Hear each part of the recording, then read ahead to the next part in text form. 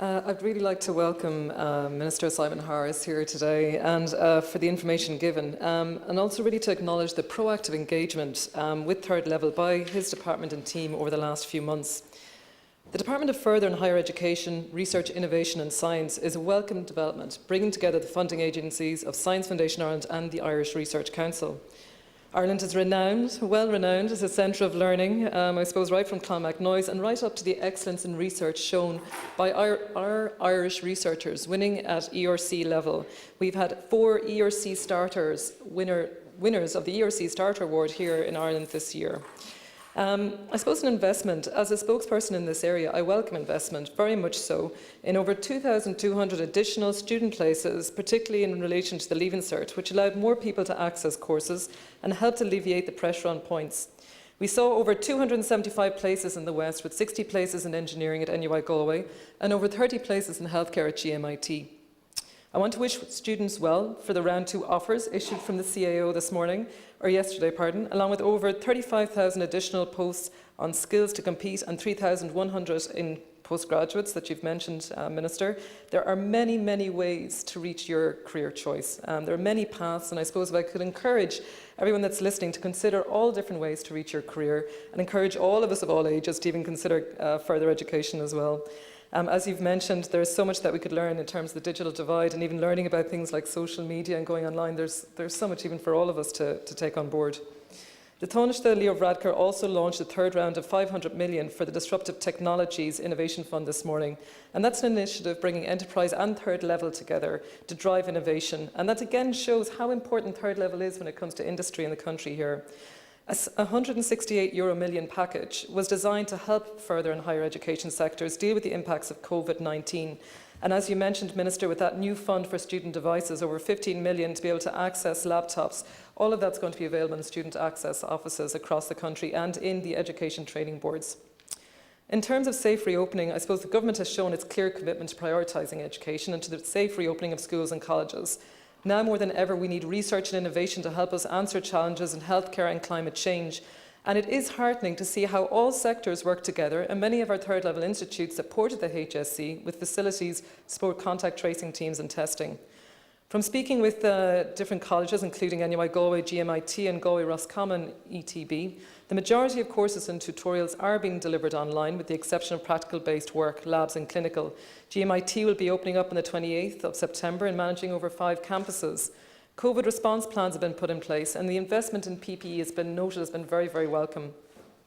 I know that colleges have been working with students' unions to offer support and guidance to students and their families, and at times it can be anxious for students leaving the structure of secondary school behind. Mentor networks have been set up in a lot of our colleges, and as well, I very much welcome that new investment in the student support service, the 24/7 number. And again, just to mention, to text hello to 50808 to have a chat, and no problem, as you've mentioned, too big or too small. But that unique college experience for first years will also happen, albeit in slightly different ways. Online orientation is happening. Clubs and sports clubs will be taking place. And we're going to see an awful lot of people I know trying out kayaking in Galway, especially on the River Corrib. It will still be great crack, and it will still be a great place for people to learn and to make friends for life through this college experience. It's a wonderful time to learn and discover. In terms of key priorities, as you've mentioned, Minister, it's very important that education is accessible to all, so social cohesion, as you've noted, is key. I suppose the points for me are, number one, that funding of the sector, particularly coming out of the Castle's report and the review from the Commission, what are going to be the next steps for the funding of third level, especially with the loss of the international students and the funding and income that would have provided. Secondly, the importance of third level to be acknowledged and how that helps our economy and society recover. Access to skilled graduates, to world-class research teams and to research infrastructure is a key consideration when attracting FDI. And I suppose that's crucial for Ireland here. And also I suppose that we could look at reviewing the targets of the regional skills fora, and that would be something that we could consider.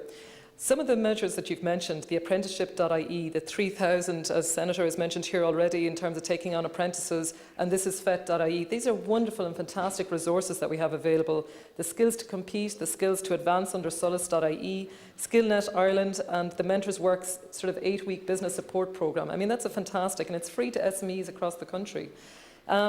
Thirdly, development of technological universities, and I know Senator Byrne has mentioned it here as well.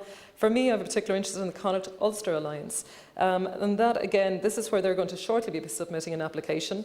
That's bringing together the Galway Mayo Institute of Technology, IT Sligo and Letterkenny Institute of Technology, potentially over 8 regional campuses. And that just shows how important it is that we've access to third level in regional areas outside of our main urban centres.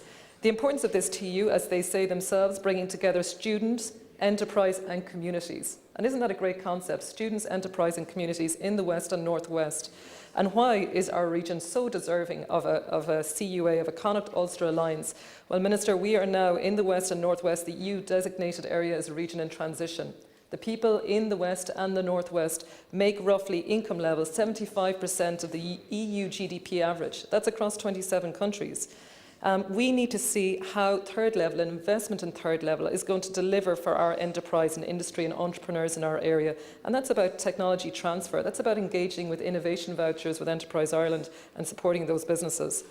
Finally, could I ask that we consider strongly, and I would ask for all of my colleagues here to really ask for support for Horizon Europe funding in terms of ERC, and that our member states are driving for that. We targeted in Ireland over 3% innovation as a portion of our GDP. We have a lot of challenges that are ongoing at the moment. Thank you very much. And I suppose we have fantastic potential. And just to say that our universities and third levels are a place where world-class research takes place. We need to invest in the best. Innovation is the answer. And as the Professor Jean-Pierre Bourguignon said, unless we invest in research and innovation, trusting in its best minds, the future we want will never arrive. Thank you very much.